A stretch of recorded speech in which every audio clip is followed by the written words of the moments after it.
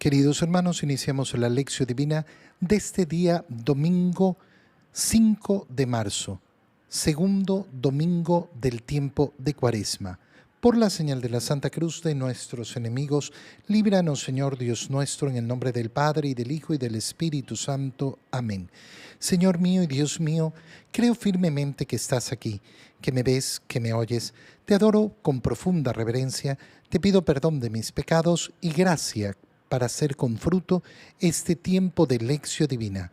Madre mía Inmaculada, San José, mi Padre y Señor, Ángel de mi guarda, interceded por mí. Este segundo domingo del tiempo de Cuaresma adquiere el nombre de reminiscere, recuerdo, el acto de recordar qué cosa, la grandeza, la gloria de Dios.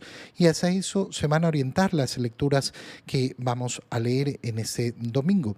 En la primera lectura leemos el libro del Génesis, capítulo 12, versículos 1 al 4. En aquellos días dijo el Señor a Abraham: deja tu país, a tu parentela y la casa de tu padre para ir a la tierra que yo te mostraré. Haré nacer de ti un gran pueblo y te bendeciré, engrandeceré tu nombre y tú mismo serás una bendición. Bendeciré a los que te bendigan, maldeciré a los que te maldigan. En ti serán bendecidos todos los pueblos de la tierra. Abraham partió como se lo había ordenado el Señor. Palabra de Dios. Vemos en la primera lectura del libro del Génesis el primer llamado a Abraham, cuando todavía el Señor no le ha cambiado el nombre. El primer llamado a dejar efectivamente su país, su parentela y la casa de su padre, para ir a la tierra que el Señor le mostrará. Fíjate cómo la promesa que hace el Señor es una promesa que parece indefinida para el que la recibe. Pero el que la recibe, en este caso Abraham, sabe que vale la pena. ¿Por qué? Porque proviene de Dios. Si proviene de Dios esta promesa, entonces vale la pena. Deja todo. ¿Con tal de qué? De ir a la tierra que yo te voy a dar. Este es el llamado general a cada uno de nosotros siempre, a dejarlo todo por el Señor, es decir, a poner a Dios siempre en primer lugar en nuestra vida, que sea siempre lo más importante. Deja tu país y tu parentela y la casa de tu padre. No son condiciones sencillas las que le pide Dios a Abraham. Dejar la tierra significa dejar lo conocido, adentrarse en la inseguridad. Cuando uno está en un lugar conocido, se siente seguro. ¿Por qué? Porque conoce las cosas. Cuando uno tiene que ir a vivir a otro lugar, no sabe cómo funcionan las cosas, tiene que volver a aprender todo de nuevo. Y entonces tiene una dificultad y uno se siente desprotegido. Cuando uno vive alrededor de sus conocidos, de su familia, sabe que tiene mucha gente en la cual confiar. En el extranjero no tengo a nadie que me conozca, nadie que conozca a mi familia. Y entonces son decisiones sumamente difíciles. ¿Por qué el Señor le pide este corte? Porque quiere formar de él algo nuevo. Ese pueblo elegido, ese pueblo de Dios. Déjalo todo. ¿Por qué? Porque haré nacer de ti un gran pueblo y te bendeciré. Es decir, vas a formar algo completamente nuevo. Fíjate que esto lo podemos llevar a la vida particular de cada uno, cuando cada uno de nosotros tiene que decidir su vocación, su camino en la vida. El Señor nos pide romper efectivamente con lo pasado, con lo que tengo, con los lazos, no tener apegos. ¿Para qué? Para poder entonces cumplir la voluntad del Señor. Por eso en el matrimonio, por ejemplo, la condición es esa: deja a su padre y a su madre y se une a su mujer. Van a formar una nueva cosa que es una sola carne y va a ser una unión superior a esa unión que hay entre el Padre y los hijos.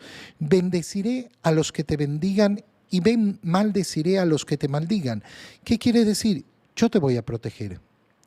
Mira, uno de los grandes problemas que hay en nuestra sociedad y que produce lo que vemos, esos niveles de obsesión, esos niveles de ansiedad, es el deseo de seguridad que tiene la gente.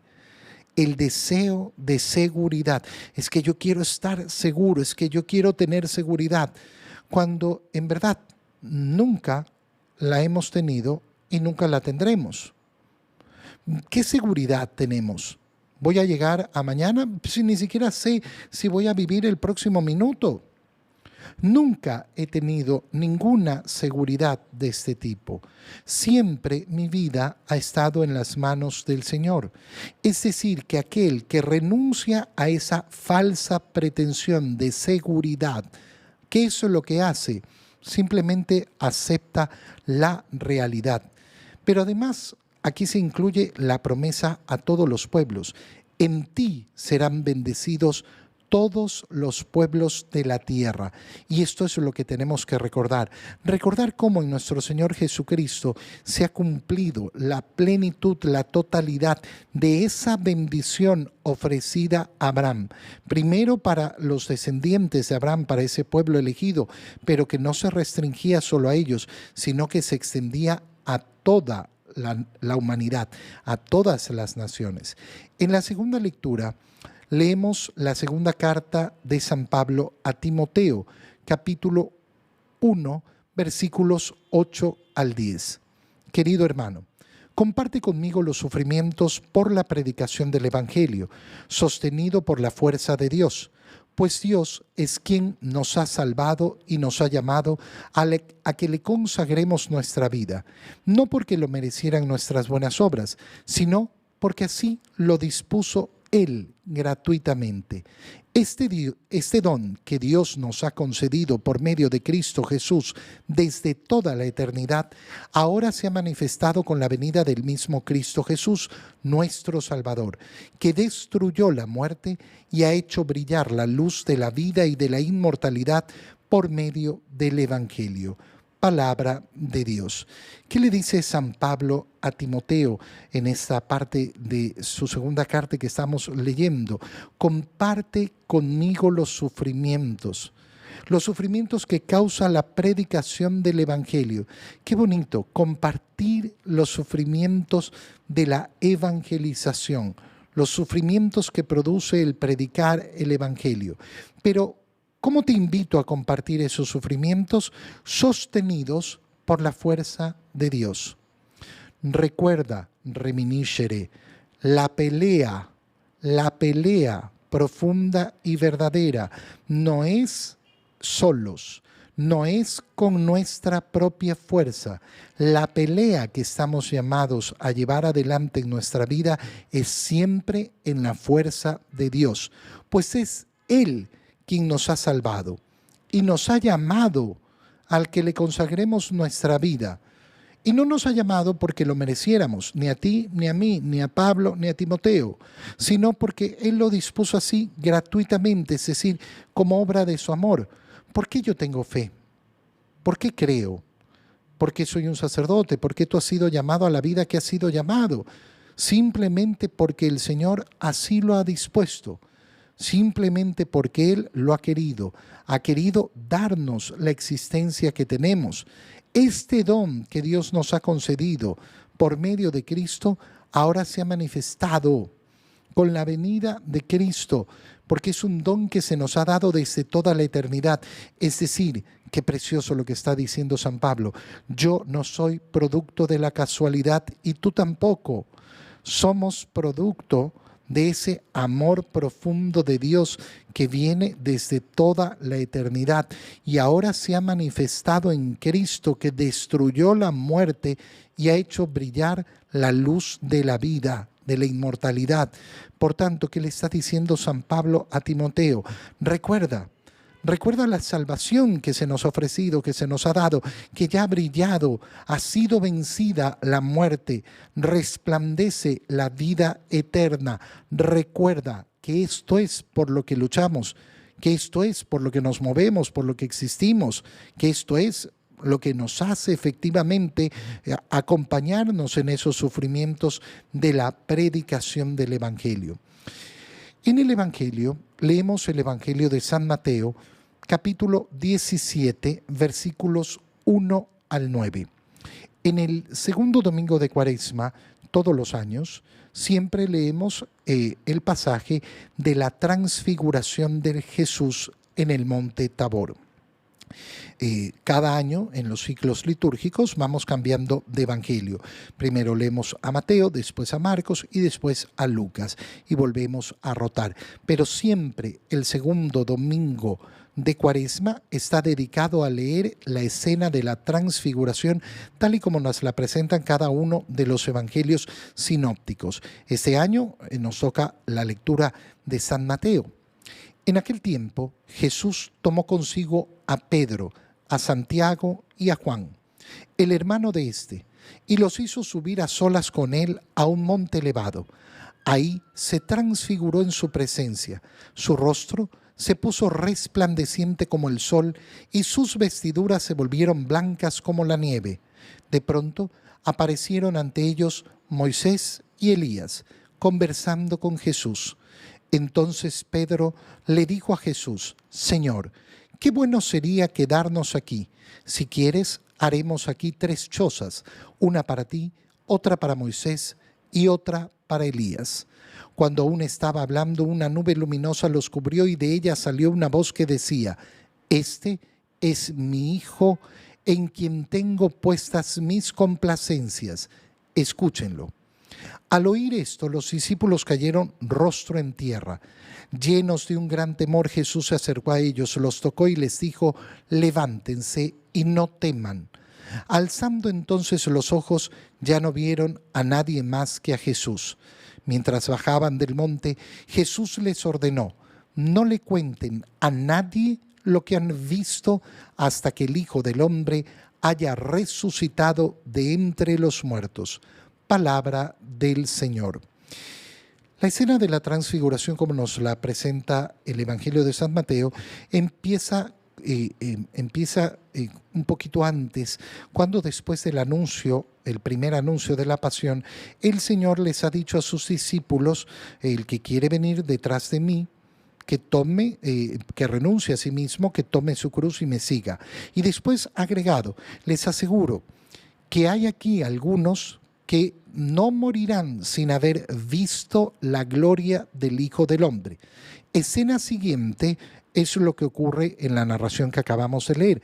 Es decir, Jesús toma consigo a Pedro, a Santiago y a Juan y los hace subir con él a solas a un monte elevado. ¿Por qué a Pedro, a Santiago y a Juan? ¿Qué tenían de especial Pedro, Santiago y Juan? ¿Por qué el Señor los escoge a cada rato para ciertos momentos en que no quiere que estén ni siquiera todos los 12? El grupo de discípulos, el Señor era mucho más grande que los 12, pero dentro de los 12 resulta que el Señor escoge a estos 3 de tanto en tanto para ciertas cosas como este momento. La respuesta es muy sencilla: porque le da la gana, porque lo ha querido así. Porque el Señor en toda su libertad ha dicho: tú. ¿Pero y por qué ellos? Porque a mí me da la gana, porque yo quiero.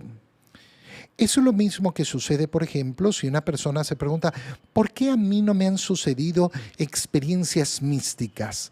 ¿Por qué yo no he tenido la oportunidad de ver esto y ver aquello que me cuentan otros místicos que han podido ver o personas que han tenido visiones tremendas y a mí no me ocurre?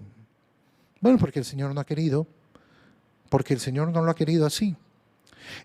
Y cuando nosotros llegamos a esta conclusión, siempre tenemos que recordar algo muy sencillo: Dios sabe más, Dios siempre sabe más.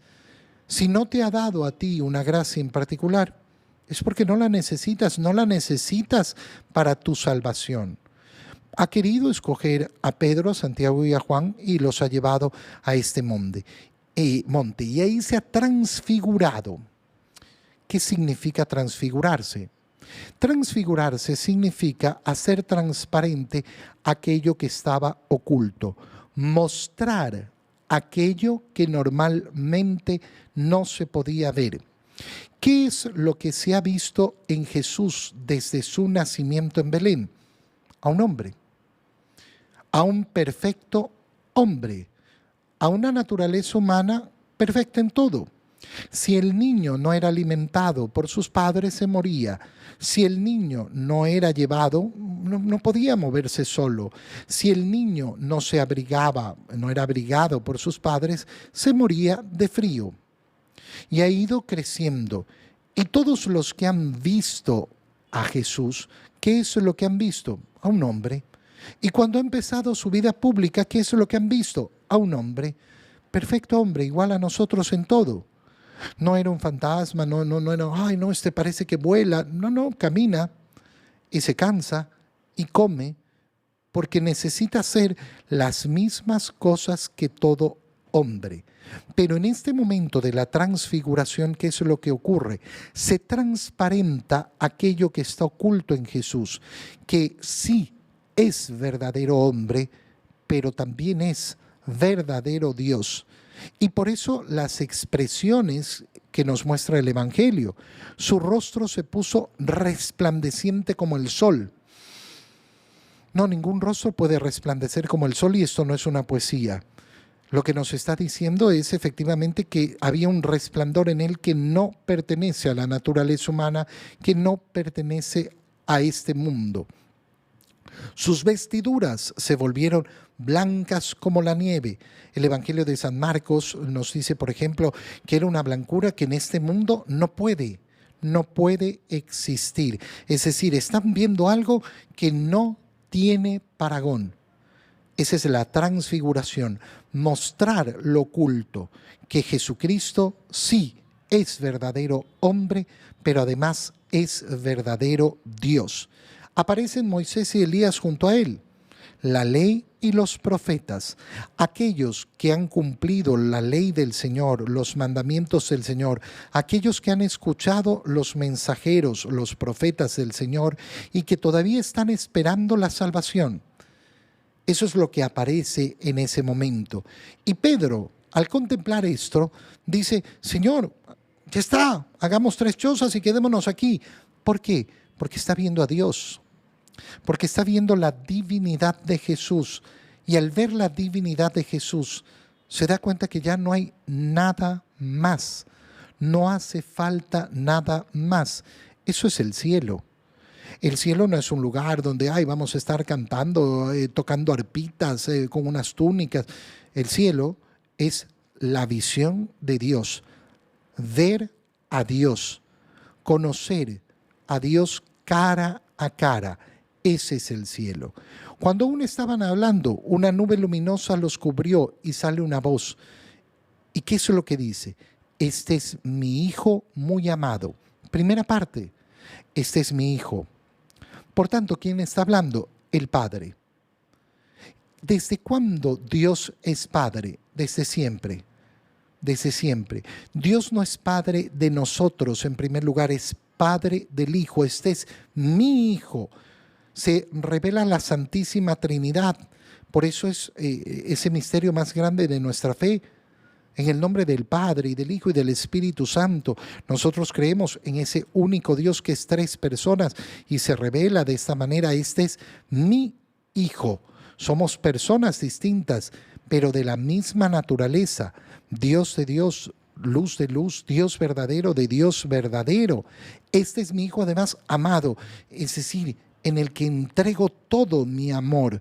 Por eso continúa y dice, en Él tengo todas mis complacencias.